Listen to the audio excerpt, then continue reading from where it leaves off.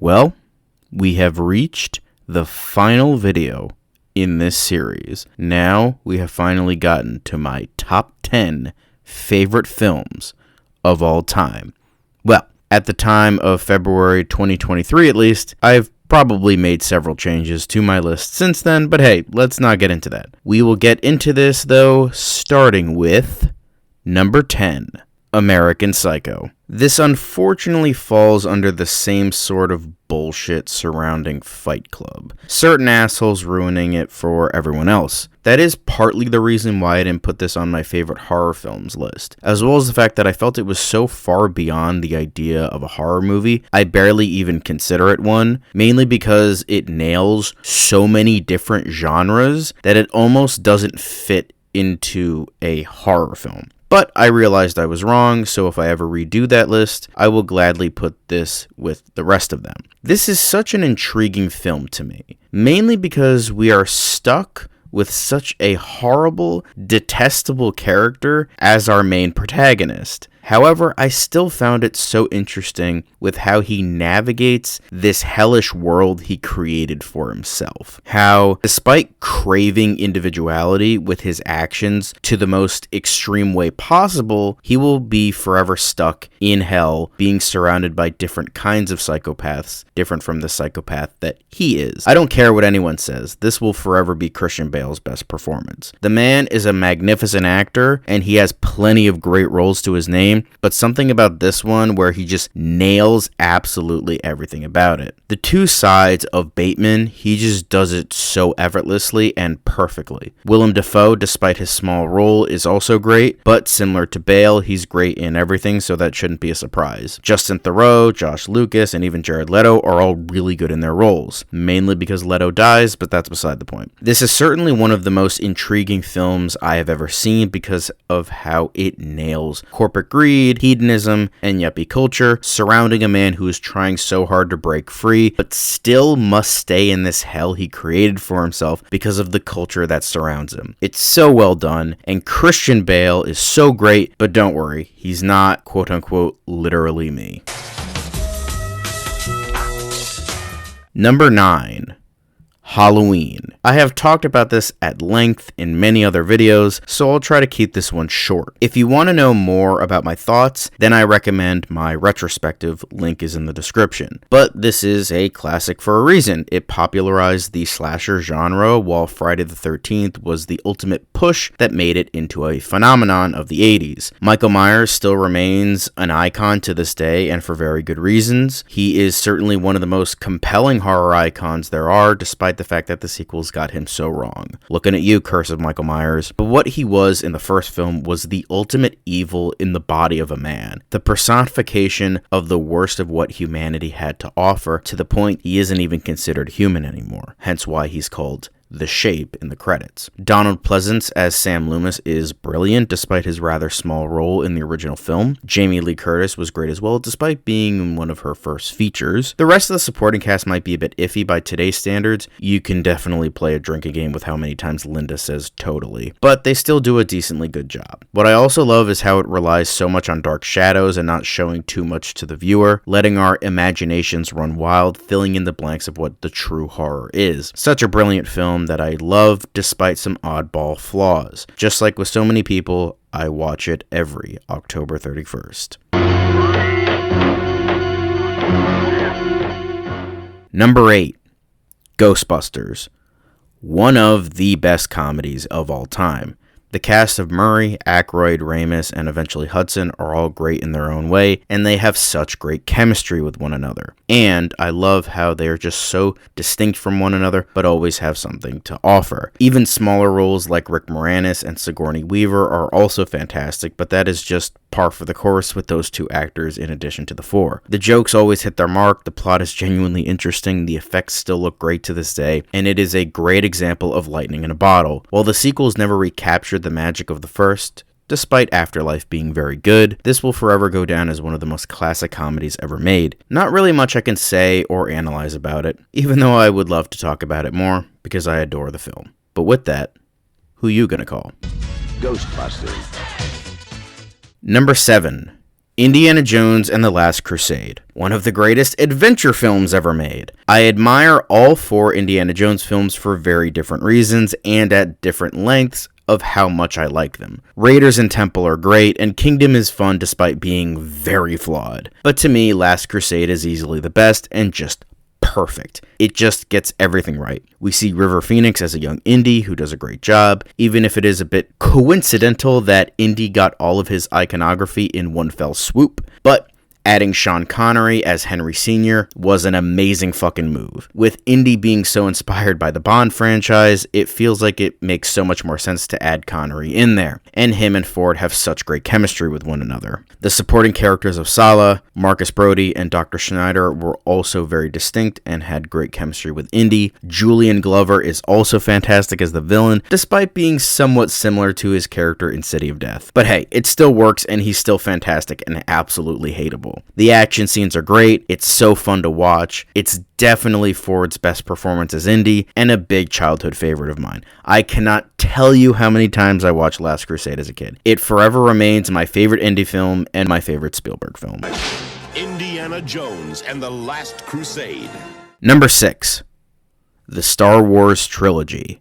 From one George Lucas property to another. Now, I know some will say I'm cheating with this one, but similar to how I view the Lord of the Rings trilogy as one full story, as that was what J.R.R. Tolkien envisioned, with each book as one volume of one story, I view the original Star Wars trilogy as much of the same. Now, I don't want to get into the negatives of what this franchise has become, but just remember my love for these 3 films. While Empire will always remain the best, Return of the Jedi will probably remain my favorite, although the original Star Wars is great as well. Having seen both the original Star Wars with a live orchestra and seeing the original 70mm cut of the film, I have grown to majorly appreciate the film and rekindles the childlike wonder whenever watching them. It was a typical hero's journey, but what Lucas managed to craft felt so goddamn unique for the time. Inspired by John Carter, the Flash Gordon serials, Dune, samurai films, westerns, and God knows what else. Lucas wanted to make a Flash Gordon film but couldn't do it, so he kept going back to what each author was inspired by to create something original himself from early 20th to late 19th century sci-fi literature. And what we got was ingenious for the time. A guy wanted to make an adaptation but couldn't do it, so he said, fuck it, I'll do it myself. I think that's pretty damn great if you ask me. And the films still remain great to this day. They're not necessarily perfect, but they remain brilliant in their own way.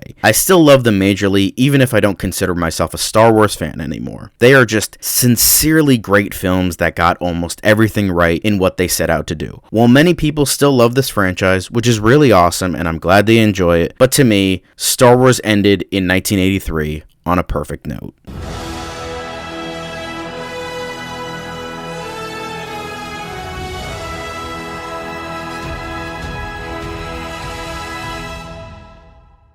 Number 5.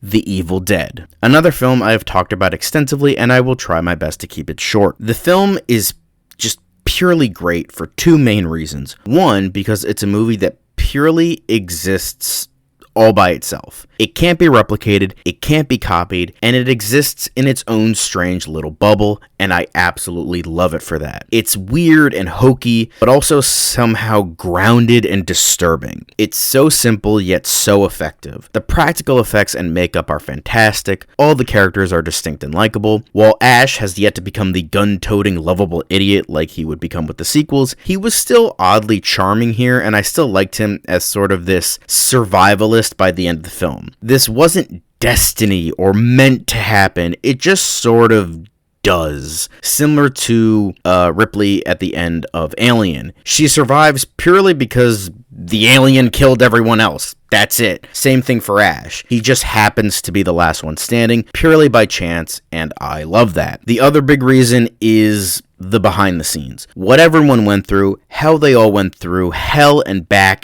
to hell again, purely for a movie. It is the persistence of the human spirit, how a couple of college dropouts had an idea and were going to see it done no matter the cost. I still stand by that The Evil Dead is the greatest achievement in independent filmmaking, and if you want to make movies, study the fuck out of the behind the scenes of The Evil Dead. So with those two combined ideas, that makes this one of my favorite films of all time. Don't get me wrong, I love Evil Dead 2, and I heavily enjoy Army of Darkness and Ash vs. the Evil Dead, but the first has yet to be matched, as much as Evil Dead Rise comes close.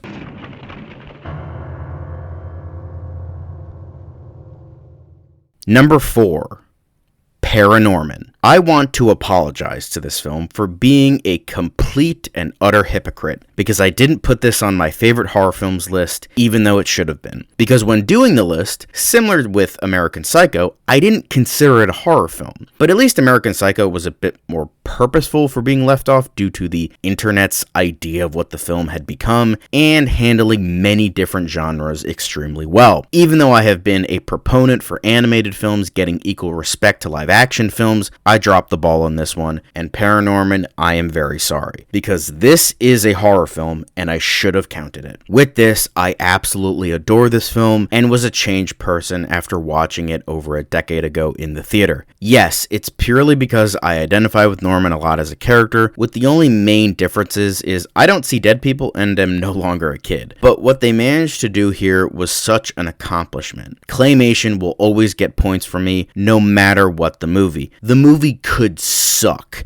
and I'll always give it points on art form alone. Norman is such an endlessly likable character, and despite the town hating him for who he is, he still needs to do what's right and break the cycle of torment. It's a weirdly beautiful story in a lot of ways, and on top of this, it pushes the boundaries of its rating, and it actually feels like a PG-rated movie with its darker ideas and themes. Not as much as something like Jaws, but hey, I'm not complaining. This is easily one of the most underrated animated films of all time, and if you haven't seen it, I highly recommend it. Also, fuck Brave. That is all. ParaNorman. Number 3. Terminator 2 Judgment Day. One of the greatest sci-fi action films ever made. While the Terminator hit the ground running, Terminator 2 somehow managed to improve it in every facet of production, as amazing as the first Terminator is. It is the pinnacle of top-tier filmmaking from James Cameron. Dude made two of the best sci-fi action films of all time like it was nothing. Arnold is great once again, Robert Patrick is a great threatening presence, Linda Hamilton is awesome, as many have already said, and Edward Furlong is surprisingly really good as he actually acts like a kid despite his foreboding destiny. It does follow with what the first film did, but done in a new way and having it feel like a proper sequel. It has the same basic structure, but since it's so vastly different that it doesn't feel like the same movie.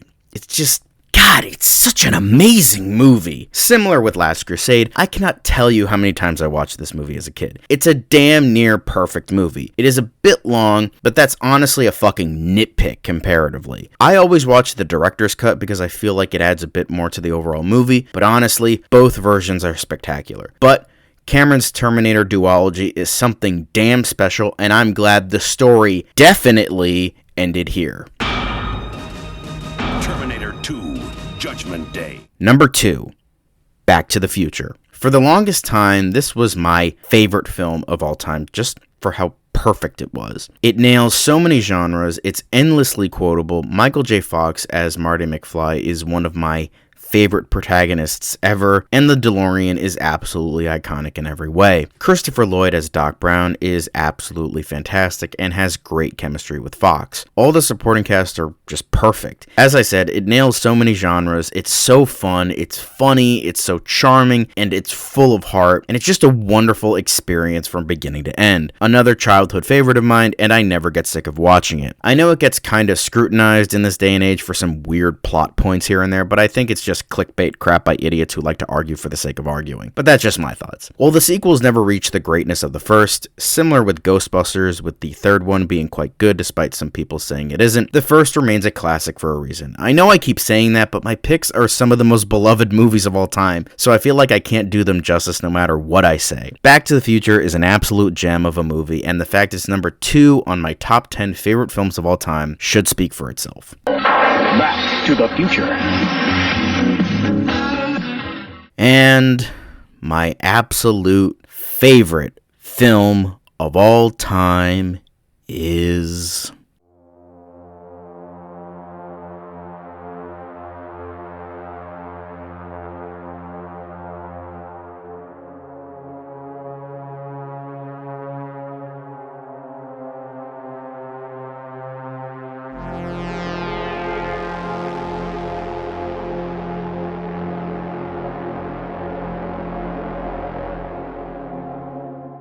The Thing. Was there ever any doubt? I mean, it's my favorite horror film of all time, so it was bound to be somewhere, and so it had to get the gold medal for being my favorite film of all time. It's perfect. It's so goddamn perfect. I have so many videos explaining why I love this movie. Everything about it, to me, is just perfect. The cast, the writing, the score, the tone, the cinematography, the effects, the pacing, the runtime, the overall sense of dread, the atmosphere, the horror of the situation. It's under a neatly wrapped bow in a perfect little package. It is my favorite horror film of all time, my favorite film of all time, and I genuinely believe, and I will forever die on this hill, that it is one of the greatest films ever made. Every single time I watch it, it gets better and better and better. If perfection was a doable action, it would be John Carpenter's The Thing.